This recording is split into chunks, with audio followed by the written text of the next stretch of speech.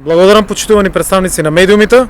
На денешната тековна владина седница на предлог на Министерството за земјоделство, шумарство и водостопанство, владата го распиша наменски јавниот оглас за доделување на слободното земјоделско земјиште над 3 хектари ширум државата. Оваа мерка е дел од веќе усвоениот национален план за домашно производство на храна, што го подготви Министерството, а го усвои владата.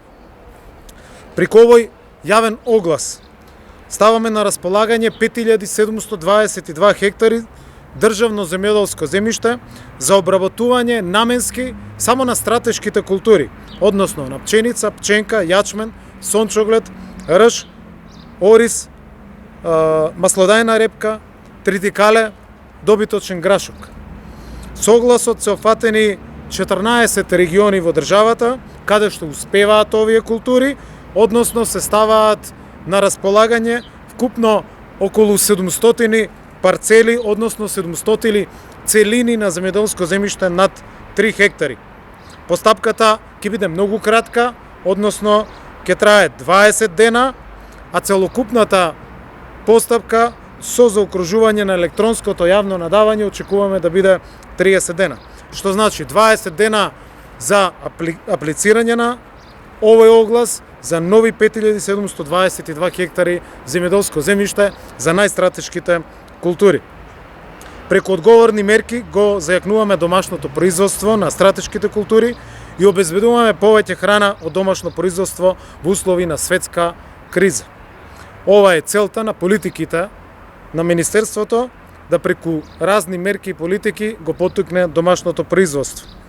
Ниту една обработлива површина не смее да остане незасадена и токму затоа од јануари 2022 година нашиот целосен фокус е да направиме целосна евиденција на целокупното слободно земјоделско земјиште и денеска владата ја донесе одлуката за распишување токму на овој прв оглас, а на следните владини седници ќе следат и нови огласи за доделување на целокупното слободно земјоделско земјиште.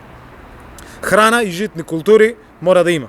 Заедно со земјоделците ќе го задржиме, а наместа дури изголемиме нашето домашно производство во вакви околности.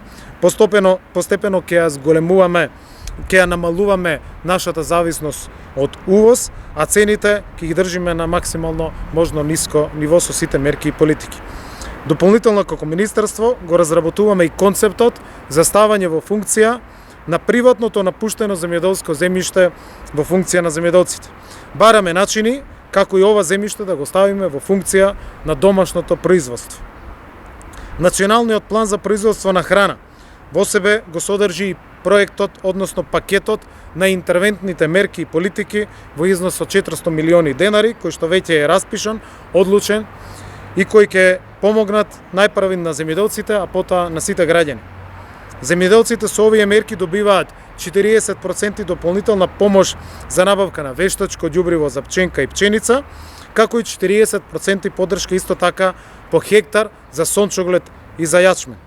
Ги мотивираме исто така земјоделците да го зголемат и приносот. Затоа воведовме нова дополнителна субвенција од 100 евра по хектар за сите оние кои што ќе производат зголемен принос на овие земјоделски култури. Сега секој земјоделец добива рекордна поддршка од државата.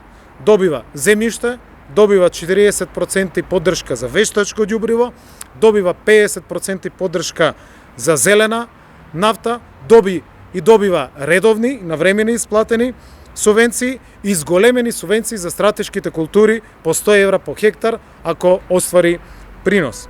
Тоа е поддршка за целокупното домашно производство во оваа 2022 година. Наша цел е преку оваа поддршка полесно и успешно да се справиме со светската криза, да имаме достапна храна и земјоделски производи, но и како земја да бидеме успешни, односно и во политиките, но и во намалувањето на увозот на овие стратешки култури.